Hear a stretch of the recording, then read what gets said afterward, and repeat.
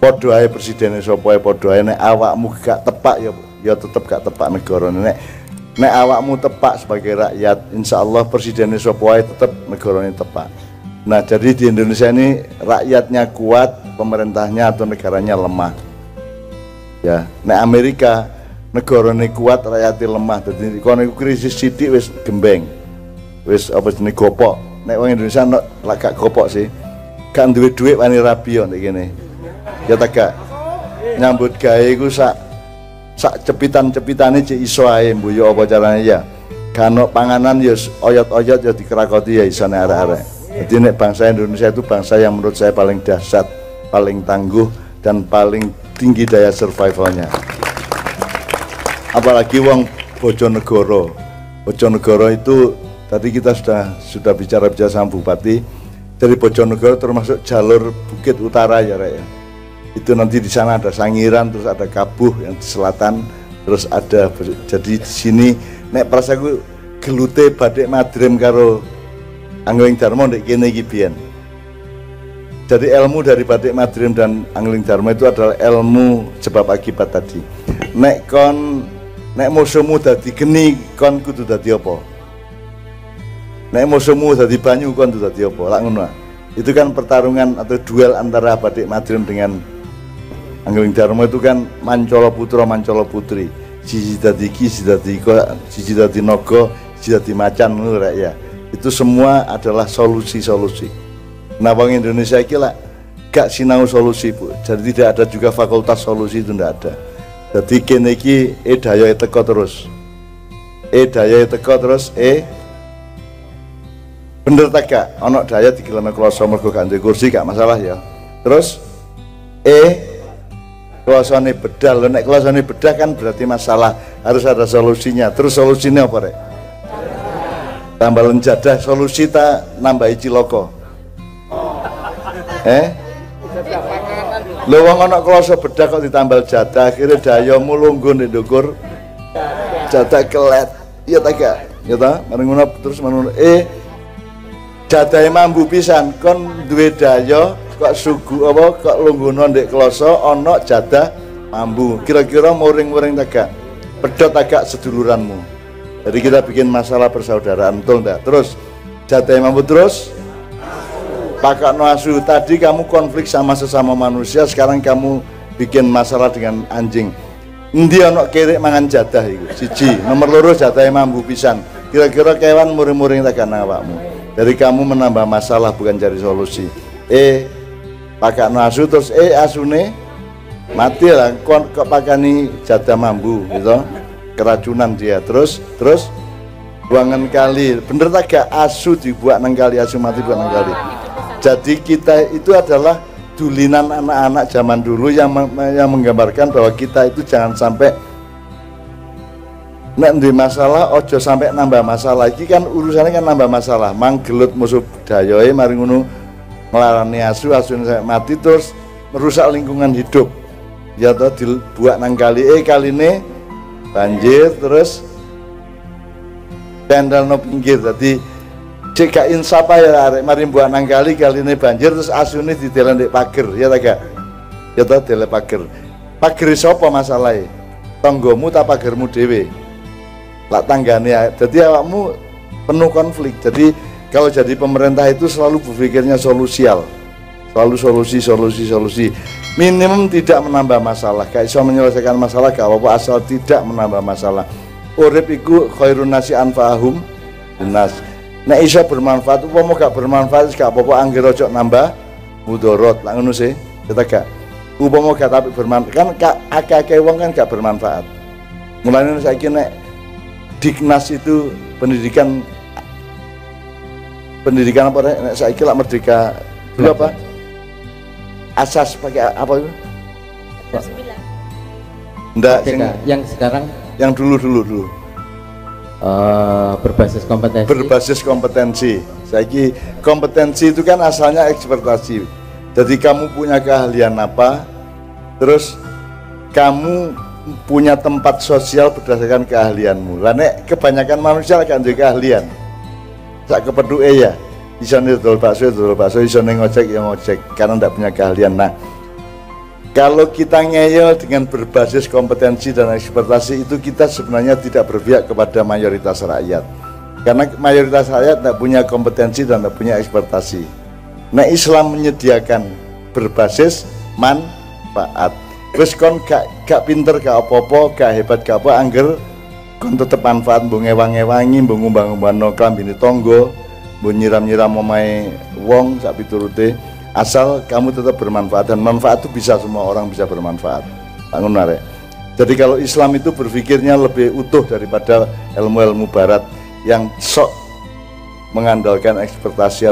Nek Nabi Muhammad ekspertasi ini apa? Nek saiki lah fakultas teknik jadi insinyur, fakultas ekonomi jadi dokter Andes, fakultas syariat jadi apa ngono iku ya. Nek Nabi Muhammad apa rek fakultasnya? Rasulullah itu tidak fakultatif, dia tuh universal, universitas dia, menyeluruh dia. Dagang ya iso, dadi wong apik ya iso, dadi kiai apa meneh ya. Dadi uswatun hasanah iso, dadi nek iso awakmu kaya Kanjeng Nabi, masih gak sekolah tapi tetap jelas manfaatmu, jelas ngono rek urip iku ya. Nek gak manfaate gak tapi iso ya wis, sing penting aja mudarat. Mulane saiki tahfidzul Quran niku lari sapa sebabe gak iso nafsirno gak apa-apa wis. Angger apal ngono ya. Lumayan ya.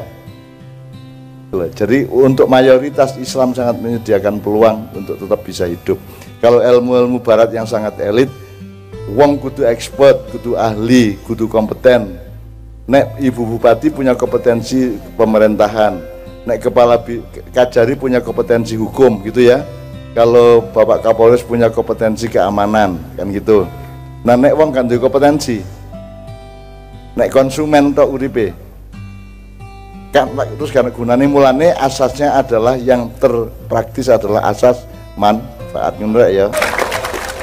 Alhamdulillah iso langsung ya omong-omongan karo pemimpine ya. Aku saiki melok ngerespon Didik karo ngritik Didik nang rakyate ya. Kau apa ya? Soal bal-balan setahu saya sudah lebih dari 5 tahun memang tidak ada hubungannya dengan APBN maupun APBD. Jadi tidak boleh ada urusan sepak bola disambatkan ke birokrasi atau bupati. Dan awakmu kudune ya setuju iku. Wong saiki anggaran kabupaten itu sekitar 60-70% itu untuk birokrasi sentek. Sing gawe rakyat mek 30% cik kok kurangi gawe bal-balan barang.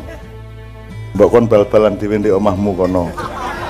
Menurut saya memang tidak relevan dan tidak pada tempatnya. Apalagi sepak bolanya namanya sepak bola profesional sekarang. Kalau sepak bola profesional itu ya bukan negeri, profesional itu harus perusahaan. Jadi memang kalau kita kaitkan dengan soal jalan tadi, pancen kita itu harus mengerti skala. Jadi misalnya jalan, saya pernah ngalamin gini juga di Pekalongan Bu. Jadi ada jalan pusat, ada jalan provinsi, ada jalan kabupaten, ada jalan desa. Dan itu kan kate nagih, kate nuntut itu kudu ke alamat yang tepat. Dan urusannya jalan desa kan bukan urusan kabupaten, kecuali ada konsensus darurat dan seterusnya. Misalnya jalan Pantura itu kan juga ditagih nang bupati, itu kan nasional dan seterusnya. Jadi kamu kudu ngerti skala. Skala itu sak kilo ta, sak kuintal ta, sak gram tak ngono. Wong iki urusan sak kuintal kon nagih di wilayah gram atau kilograman gitu. Jadi soal jalan saya kira saya bukan soal mendukung atau tidak mendukung, tapi beliau relevan menjawabnya karena memang itu bukan, kan itu seharusnya ditempuh dulu dari mulai skala ini yang jelas, skala berpikir itu loh.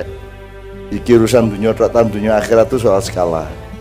Di desa, tak kabupaten, tak pusat, tak provinsi itu skala namanya. Ngono ya. Nah, terus ngono kita kaitkan dengan iku jenenge nek wong Jawa biyen ngomong desa mawa cara, negara mawa tata. Jadi nek wong desa secara alamiah duwe cara-cara dhewe, kemudian diambil alih ketika ada pemerintahan menjadi negara mawa tata. Nah, ini harus ada embat-embatan antara tata dengan cara, dengan antara tata dengan cara ini gitu. Nah, Anda harus sebagai anak muda harus mempelajari ojo nagih nang sing duduk di utang. Sing diutang tuh bupati. Terus kebetulan misalnya soal sing jijine memang soal bal-balan wis ya, soal pupuk. Saya juga baru malam ini mendengar ada tagihan petani terhadap pengadaan pupuk. Karena selama ini saya berpikirnya itu agak global. Jadi tolong Anda ngarek nomor birokon.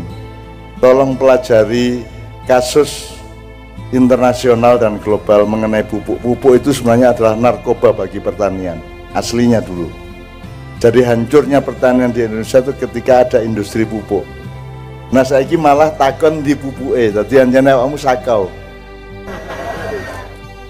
Jadi mulai belajar pertanian organik, awakmu sinau pertanian organik, dan itu pasti kalau memang bagus akan didukung oleh Ibu Bupati dan birokrasi kabupaten.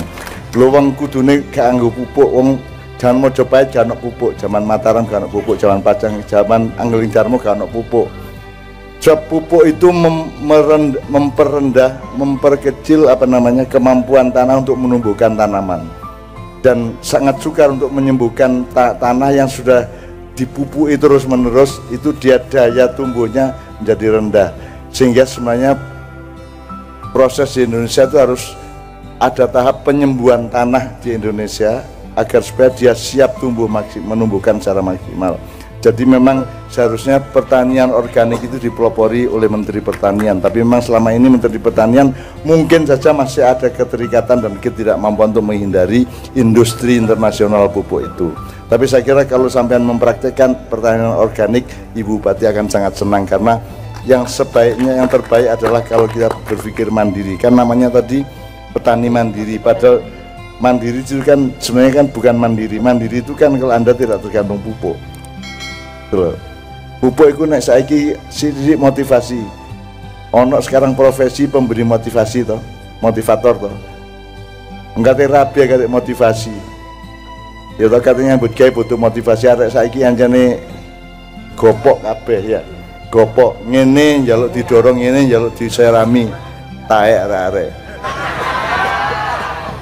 Ya, manja, gopok, gembeng. Mbok, Anda menemukan motivasimu sendiri, Anda menemukan semangat hidupmu sendiri. Wong wis ana agama, ana Quran, ana sembarang masuk ngene gak iso ya. Sembarang kok butuh motivasi. Nah, saya juga sering kadang-kadang difungsikan sebagai motivator. Aku tahu dikon memberi motivasi kepada pengusaha pom bensin se-Jawa dan Lampung. Gendeng itu. Sampean duwe pom bensin njaluk motivasi karo aku tuku bensin gara-gara iso takne. Mosok aku sing gawe motivasi lak kualik sih. Wong kene iki warung bensin sing ecerane gak duwe, sampean sing duwe pom bensin kok njaluk motivasi nang aku. Dadi wong saiki anjane gopok. Mulane corona bareng urusan gopone awakmu sehat. Ya sembahyang temenan, wudumu rajin. Nek ngentut wudu meneh ngono ya. Terus awakmu sehat ya. Sing sehat awakmu, ojo gopok. Iku sing garakno kena corona iku mergo gopok. Meskipun tetap Allah yang menentukan, ya, artinya kita ndak boleh sombong juga. Mas yo gak gopok tapi nek kena ya kena, terserah Allah. Tapi kita kan punya tawakal, punya nek wong Jawa kan kuat, Bu. Wong Jawa iku kuat.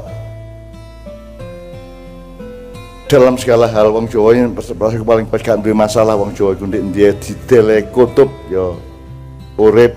Di dalam dia urip nek wong Jawa, nek prasaku wong Jawa itu paling tangguh. Cuman Jawa saiki anjene wis Jawa kari separo. Lane wong Jawa kari separo, Cina Londo kari sak jodoh. Maksudnya wong Jawa iki Jawane kari separo wis gak Jawa 100%. Cina Londone berjodoh untuk memperkosa wong Jawa. Jadi sekarang itu Amerika sama Cina itu bekerja sama untuk menindas kita. Mulane Gusti Allah terus muring-muring dikai serbuk korun itu, dari kata korun itu konglomeratnya Fir'aun. Fir'aun itu bukan raja besar, dia hanya dijunjung-junjung ya. Yang dijunjung keloro Haman karo Korun. Haman itu politisinya, kalau Korun itu konglomeratnya gitu loh. Nah mulane virusnya jenenge ya corona. Jadi dari kata korun nek prasaku loh. Nah Indonesia wong melarat-melarat ngene ya sakno nek kena corona ya. Ya. Insyaallah ya rek ya ngono ya. Saiki tapi pokoknya anu rek ya. Belajar, awakmu belajar. Mosok petani arek enom ini berharap ada pupuk, kudune sampean mempelajari pertanian organik, dan itu wacananya sangat banyak. Iso lak tekan wong rene kok untuk workshop atau untuk percontohan-percontohan. Saya punya teman-teman dari luar negeri ke sini justru untuk merintis pertanian organik, kok malah awakmu tergantung pupuk. Uyuwono dhewe bendina tak. Ya. Kowe angger ngoyo nang sawah, angger ngoyo apa insyaallah subur ya. Angger iya. Iya pengairan. Ya aku karo guyon-guyon dhewe, tapi intinya awakmu sebenarnya harus mempelajari apa yang harus disembuhkan, karena pupuk itu adalah narkobanya tanah sebenarnya. Wis sinau kon, kapan-kapan kita bisa kasih bahan dan seterusnya. Ngono ya, kok malah nagih pupuk arek-arek iki. Tapi gak apa-apa wis sak onoke Bojonegoro iki ya ono tepake ono gak tepake ya. Baik, pokoknya malam hari ini kita doanya adalah mudah-mudahan tempat ini menjadi berkah dan fadilah dari Allah Subhanahu wa taala. Ya tadi wong-wong seneng rene karena di sini tadi saya mengusulkan ada moratorium angling Darmo misalnya. Jadi misalnya ada bangunan kecil di sini, tempat semacam perpustakaan atau museum yang ada bahan-bahan dan informasi mengenai kerajaan apa tadi namanya, Rek? Malowopati. Ya, ada banteng itu, dan saya tadi sudah lapor kepada Bupati, ada beberapa teman yang bisa kita mintai bantuan untuk itu, karena dulu saya punya teman akrab namanya Raden Panji Anom Suryanto Sastratmojo, itu teman saya sebagai sastrawan dulu, dan dia punya sangat bahan, dia dari Keraton Bojonegoro, jadi saya kira dia bisa punya bahan banyak untuk bisa kita simpan di. Jadi sing rene gak kami kepingin ambung-ambungan toh, sing rene sing kepingin sinau barang ngono ya. Jadi kalau ada moratoriumnya, ada bangunan kecilnya yang mungkin hal-hal misalnya hal-hal yang menyangkut informasi Bojonegoro ada di sini misalnya. Saya kira aku mau teko Bojonegoro rene ci adohe ya Allah. Sopo sing rene iki koyo ngene iki masalah mesti arek sing kepengin rabi tok sing rene iki. Adohe nemen, ternyata aku hati kandhani panitia ternyata ide nang ndi nang Nganjuk timbangane nang Bojonegoro ya. Dan saya baru tahu tadi Bupati yang bilang dari sini kok aku ngebis karo Kiai Kanjeng liwat tol Nganjuk mek setengah jam teko kene nang Bojonegoro sak jam setengah lebih jauh lagi. Dan kok apa meneh, jadi alhamdulillah lah pokoknya malam ini mudah-mudahan Anda semua mergo meneng kayak gini Rek, tertib kayak gini Gusti Allah terharu. Kanjeng Nabi ya ngene-ngene karo Gusti Allah. Niku sampean kayak berkah Rek niku. Senggol-senggol kira-kira ngono ya Rek ya. Amang wiritan Kotrota Lutfi Muhammadin itu baru saya bikin sebelum Mayan di Solo di Balai Kota kemarin, di mantan tempatnya Jokowi itu. Dan saya tanya sama Mas, kira-kira Kanjeng Nabi kan wiritan ngene iki seneng tambah dudut. Kabeh jawab seneng. Ya, tapi nek ustad-ustad gurung karuan loh, karena ada ustad yang mengatakan bahwa nek wiritan karena nek selawatan kudu persis kaya sing diomong kaya sing diwuruno Kanjeng Nabi. Loh, ngene nek aku nganut iku berarti aku penganute ustad iki lak ngono. Nah aku mau dadi pengikuti sapa-sapa kejaba ngikuti Kanjeng Nabi. Mulane aku njaluk nang ustad iki sampean temoni Kanjeng Nabi nggawa handphone tanggo video. Sampean rekam omongane Kanjeng Nabi, engko nek kula ngrungokaken kula taat 100%. Nek gak selawatan gak oleh ngene gak ngene aku. Tapi nek nganut sampean kula mau. Aku geleme nganut nang Kanjeng Nabi. Karo imam-imam aku mau, aku geleme karo Kanjeng Nabi. Nek anjane iku itu tolong ya Rek, sadari semua yang Anda tafsirkan tadi itu hanya tafsir mulu ya. Tafsir itu dengan ayatnya jaraknya bisa jauh bisa dekat, tapi dia bukan ayat. Jadi pendapatmu mengenai ayat itu bukan ayat, tapi pendapatmu mengenai ayat, tolong disadari ya. Dan itu berlaku untuk semua, Masya Jalalain, Masya Jawahir, Masya Ibnu Katsir, Masya Quraisyab, itu hanya tafsir, posisi ini podo karo omonganmu mau, bukan ayat itu sendiri. Nah ayat itu bertemu dengan semua manusia, setiap orang boleh menafsirkannya asalkan membuat hidupnya lebih dekat kepada Allah dan lebih sayang kepada sama manusia dan alam. Itu namanya tadabbur, enggak ya. Jadi Mas Yoko duwe pendapat apa-apa jangan lupa itu pendapatmu loh. Aku ngomong kayak ngene aja kok percaya Rek. Umpama kon percaya karo keyakinanmu dhewe aja nang aku. Aku iki duduk Nabi Muhammad, aku iki mek bojone Novia kala menjing kumang ya. Jadi aku ya gak ndolek anak buah, aku gak ndolek umat. Aku gak pantes di umat, sing pantes di umat iki Kanjeng Nabi Muhammad SAW ya. Jadi saya kesini tidak untuk apa-apa, saya kesini untuk ngajak bareng-bareng ayo gandolan kelambine Kanjeng Nabi Muhammad SAW. Mudah ya. Saiki Bu, tadi Bupati minta lagu kapan-kapan. Lah arek gurun tau latihan kapan-kapan. Saiki tak kei gantine Kus Plus gak apa Bu ya. Tak kei siji untuk mensyukuri betapa gemah ripahlanya Indonesia dan Bojonegoro ya. Ya Bu ya. Ya, Bu sampean melok ya Bu ya. Oke. Ayo rek njaluk kolam susu rek untuk mensyukuri Bojonegoro yang gemah ripah Jinawi. Yo. Rek tak dongakno lawang rezekimu fadilai Allah sing ketutup buka kabeh ya. Allah membuka. Al-Fatihah. A'udzubillahi minasyaitonir rajim.